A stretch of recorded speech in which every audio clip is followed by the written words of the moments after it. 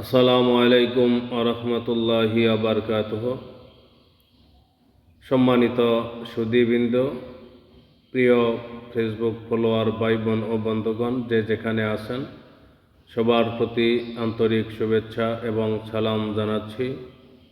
আজকে জুমাবার 1446 হিজরি সনের মুহররম মাসের আজকে প্রথম জুমা।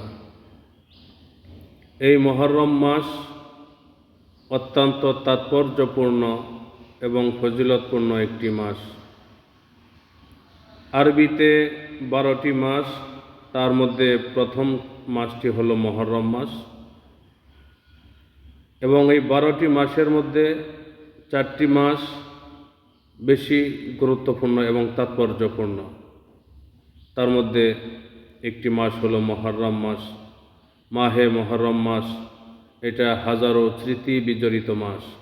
অনেক ঘটনা, অনেক স্মৃতি রয়েছে এই মুহররম মাসে।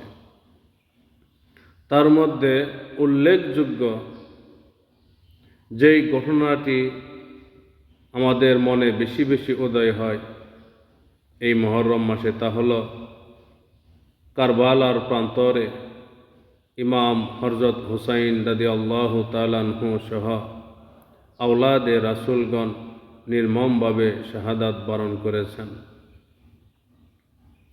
এই মুহররম মাস আসলে সেই কারবালার নির্মম ইতিহাস আমাদের মনে বেশি বেশি উদয় হয়।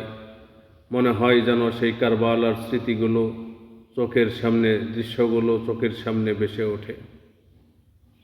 আমরা এমনিতেও আহলে বায়াতকে বেশি ভালোবাসি, পাক পাঞ্জাতনকে বেশি ভালোবাসি, কারণ আহলে বায়াতকে ভালোবাসাই হলো ইমানের মূল। নবীজি আমার বলছেন, আহলে বায়াত কি? আহলে বায়াতের মহব্বত কেন করতে হবে? হযরত নূহ আলাইহিস সালাতু ওয়াস সালামের জামানায় হযরত নূহ আলাইহিস সালাতু ওয়াস সালামের নৌকার মধ্যে যারা আরোহণ করছিলেন তারা মুক্তি পেয়ে গেছে, আর যারা নূহ নবীর নৌকায় আরোহণ করেন নাই তারা ধ্বংসপ্রাপ্ত হয়ে গেছে। সেই নূহ নবীর নৌকার সাথে তুলনা দিয়ে নবীজি বললেন, আমার আহলে বায়াত হলো হযরত নূহ আলাইহিস সালাতু ওয়াস সালামের নৌকার মতো। সুবহানাল্লাহি ওয়া বিহামদিহি। এজন্য আমরা আহলে বায়াতকে ভালোবাসি, পাক পাঞ্জাতনকে ভালোবাসি। এই মুহররম মাস আসলে আমরা তাদের শান মান বেশি থেকে বেশি গাওয়ার চেষ্টা করব, বলার চেষ্টা করব। আহলে বায়াত পাক পাঞ্জাতনের প্রতি আমরা মহব্বত রাখব, তাদেরকে ভালোবাসবো আমাদের নিজের জীবনের চেয়েও বেশি। আল্লাহ পাক যেন তৌফিক দান করেন। আমিন।